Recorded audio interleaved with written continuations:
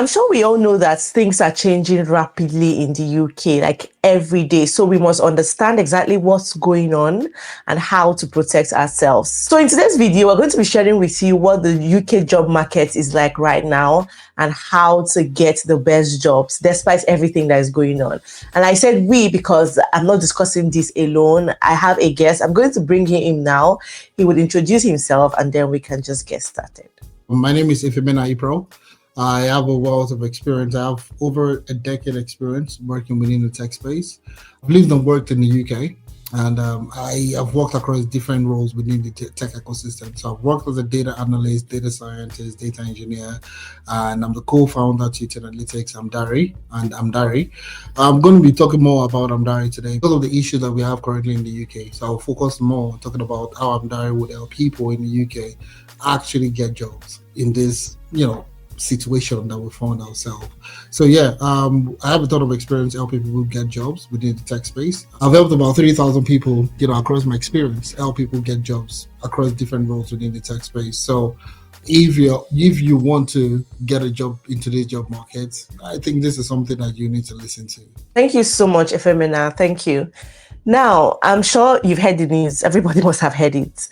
What do you think about the proposal to extend the time for ILR for skilled workers to 10 years and then for some other categories of people to 15 years, right? Even though we still have exceptions, like those that will get it in 5 years, some will get it in 3 years and all of that. So what do you think about this and how would this affect the UK job market?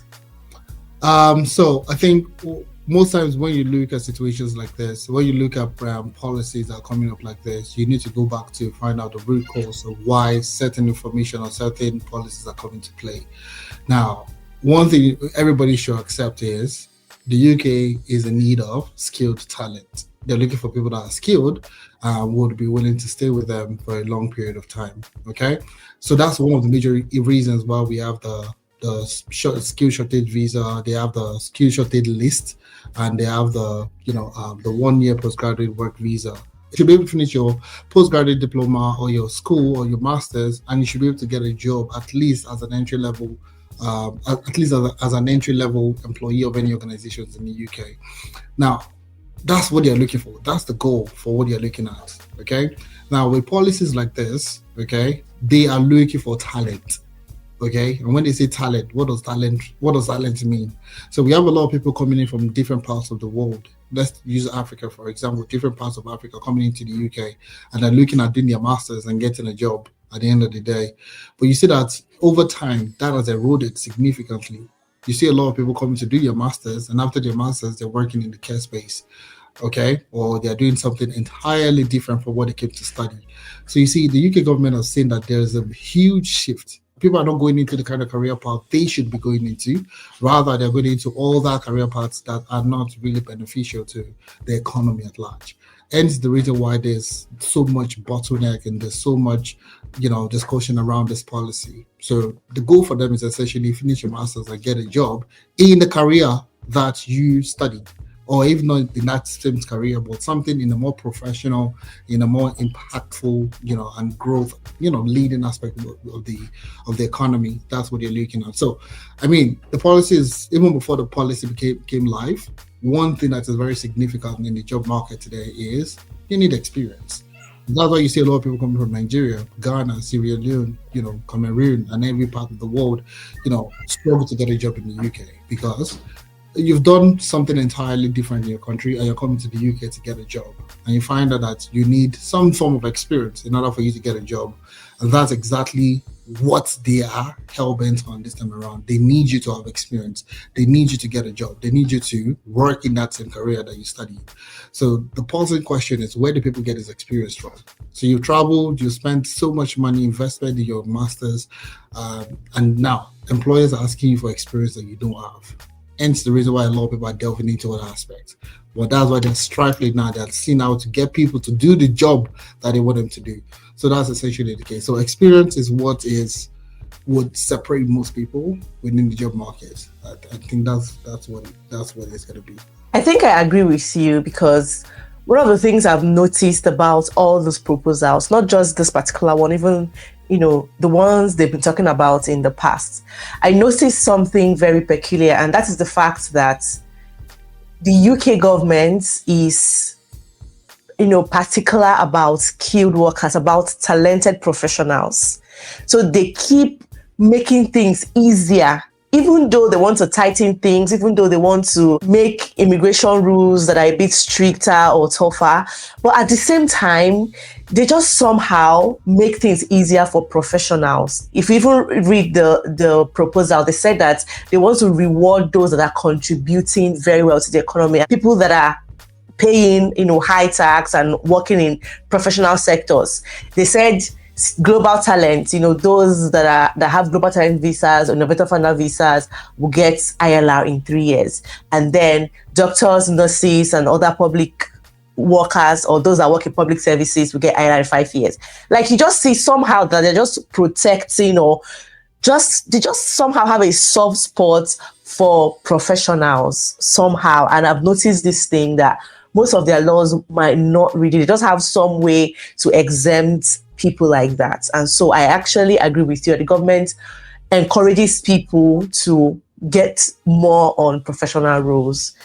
I mean, that totally makes sense. And I was reading the statistics recently, okay, and the stat will say the UK, when you're looking at the UK, so master students and people that are coming into masters, so like education system, all right, can only generate a maximum, if I'm getting the numbers correctly, it's about 20,000.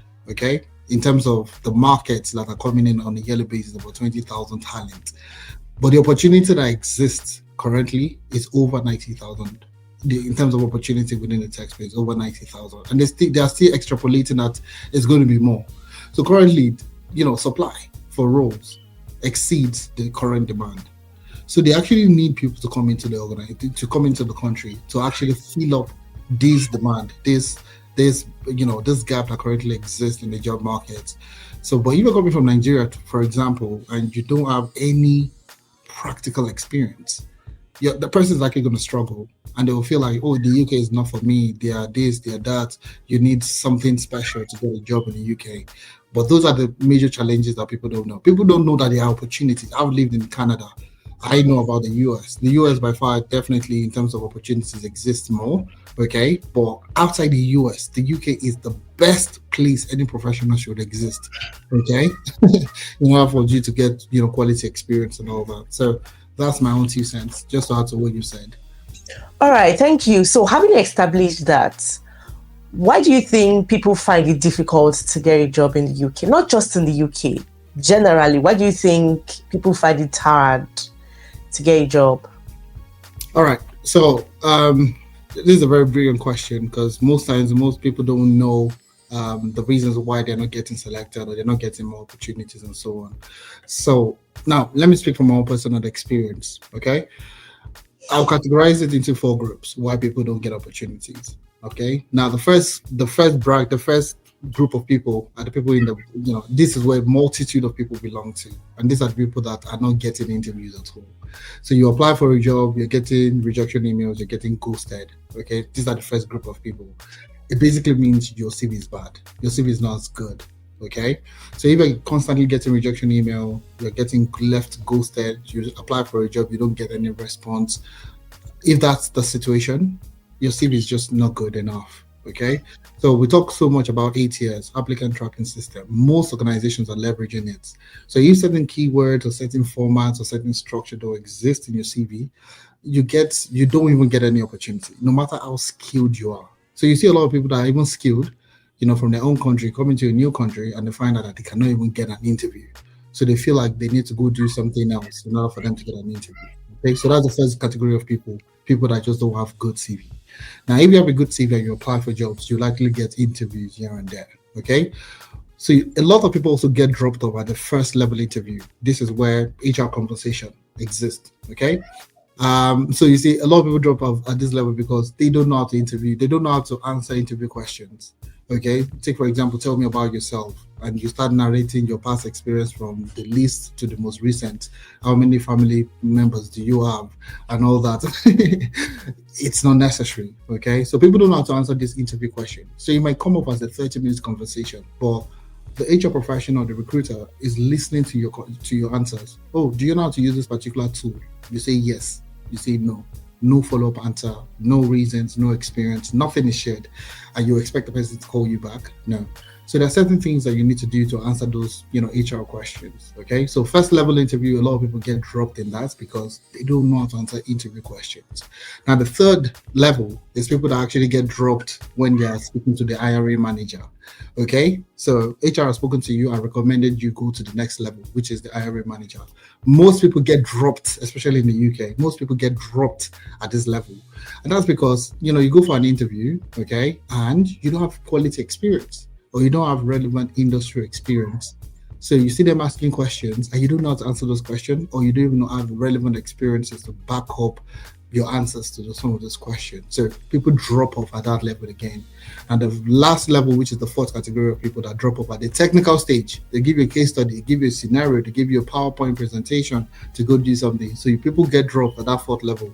So you see at every level, okay, people get dropped off. And those are I would say that summarizes the challenges people face. Okay, now that you've talked about interviews and recruiters and all of that, what do you think is that answer that tells a recruiter that, oh, this person is not ready, let's drop him or her?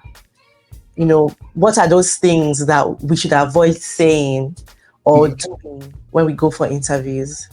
A very good question also. What I would say regarding that question is, the first thing is you need to have somebody preparing for interview. Even if you have experience, you need somebody that has experience with interviewing to prep you for those kind of interviews. Now, first of all, there are two types of questions they would ask you for every interview. Now, there is the tell me about yourself question that would most likely come out. Either as tell me about yourself, or can we meet you, or can you introduce yourself? It could come in different versions. Okay, how do you introduce yourself? There's a particular formula that I use. Okay, that we have taught people at Amdari what they should use. Is you talk about your skills, you talk about your experience, you talk about your achievements, and you talk about the type of person that you are. Okay, and tie back to the role essentially. So SEAT, SEAT, skills, experience, achievement, and trait, or tie back to the role. So basically, that's how you answer the question. You talk about your skills, you talk about your experience. Now, not generic experiences of how you started as an intern in one organization in Makoko, in Lagos State. No, you talk about the experience and how it tailors to the role that you're applying to. Achievement, what are the key achievements that you've achieved in your experience that relates to the role that you're going into, and tie back to the role. So basically, what makes you perfect for this role? Those are the things you need to explain when you say, tell me about yourself. Then situational based question is where people miss it out 100%. So you see a lot of people going for interviews, okay, and they are reusing experiences like their church clothes, okay, or their house clothes. Let me use the house clothes, okay. So they reuse experiences during an interview. So you have one interview, and somebody's asking you 5 situational based questions like, tell me about a time you dealt with a difficult stakeholder. Tell me about a time you dealt with a dead sea data set. Tell me about a time you managed multiple projects with conflicting timelines and all that. And you see people using the same experience to answer 3-4 questions. You see that experience I used in the beginning, and that same experience I did is. If people reusing experiences is one of the major red flags that showcases that you don't have experience. So if you're that person that keeps using the same experience over and over again, that's the reason why you're left ghosted. You don't have experience. So I would say, off the top of my head, the way people answer questions during an interview plays a significant role. For situational based question, which is tell me about a time you've done something before, you use the STAR technique: situation, task, action, and result to answer this question. Talk about the situation. And the key thing is situation and result. That thing that you did in between is interesting, but the key thing they're listening to is the situation and the result. What do you need to do? Anyways, when you come into Amdara, we'll tell you exactly how to do it better. So you've talked about relevant experience or having experience. Now, how can anybody showcase a relevant experience during an interview? Now, in terms of showcasing experiences, a lot of people have a very big misconception about experience. So most people think experience is I got a job, I worked in the office, and that's how I gained that experience. So I got a job as a, let's say, as a data analyst, and I worked as a data analyst. That's how I gained experience. But most people don't know that also project-based work that you do counts as experience. So the projects that you worked on, okay, your fun projects, the exciting projects that you did by yourself in your room by yourself, they are also valid in terms of experience. Now, the way I explain this to most people is just like a tailor, okay, somebody that sews clothes, a tailor that sews clothes, fashion designer or something. Now, take for example, you have a cousin that sews clothes, okay. Now, this person didn't probably didn't go to any school to learn fashion designing or whatsoever. And the person picked up interest in fashion designing and started sewing clothes for themselves. Okay, they're not sewing for any clients, no clients, nobody. They're doing it for fun. Okay, they like a design, they sew a shirt for themselves. They like the design of a trouser, they sew that same design for themselves. And then when you see it, what do? Oh, you like it? It looks good. Can you do the same thing for me? Rinse and repeat. All right. So the person it was a fun project for the person, but you saw it and you felt excited and compelled for you to work with that person, for the person to repeat the same design for you. It's the same thing in every organization. So do you know how to use Excel, Power BI, Tableau, Jira, Confluence, Splunk as a cybersecurity and Wazoo, and all that for cybersecurity analysis and threat intelligence and all that. So if they can see you do it, all right, and you can showcase the portfolios of projects that you've worked on, and you can discuss about the challenges, the tasks, the action, the results of everything that you did with that particular project, it counts as experience. Okay, it counts as valid work experience. My first job I did, it was a dashboard I did in my convenience of my house, back then in Ireland. That was where I got that's how I got my first job. So ever since then, I'd always prioritized personal projects. So project is one of the major things that would separate you, talking about relevant work experience. That's what you can do. So that's one of the major reasons why we started Amdari. So Amdari is the only platform that guarantees your work experience across 8 career paths: data analytics, data science, data engineering, cybersecurity. We have SOC, we have GRC, we have ethical hacking and penetration testing. If you're looking at business analysis and project management, these are the 8 career paths that we specialized in. And what we've done is to build you to work on, projects, industry relevant projects that will give you the experience that you need in the UK to get a job.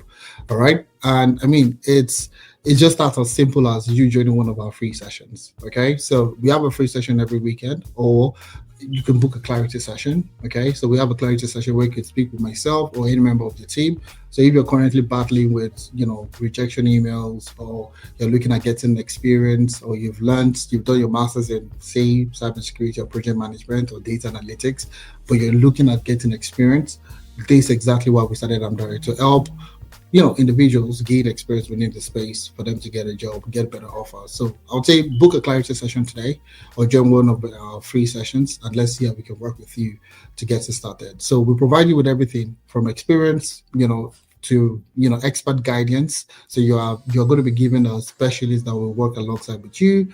You're also going to get employability services, CV review, LinkedIn optimization, where to apply for jobs, how to apply for jobs, how to prepare for interviews. Everything in terms of guidance will be provided for you. So I mean, it's a one-stop shop that provides you with everything. So all you need to do today is just book a clarity session and let's work with you. Yeah.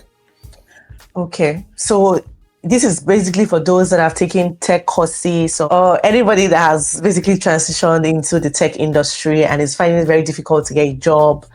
Amdari is there to help, right? Yes, 100%. So, I mean, if you've also done your master's, or you've taken courses on Udemy, Coursera, and you just feel like you need something else, which is experience, work on a project, I mean, reach out to us. We're more than happy to bring you in. That's the case. Okay. So guys, I'll leave the links to these sections, how to book a section, or their details, contact details and everything in the description box so that you can easily reach out to them. Okay, thank you everyone for watching. Thank you so much, Efemina, for coming. I hope you guys got value from this video. I'll see you all in my next one. Bye-bye. Thank you.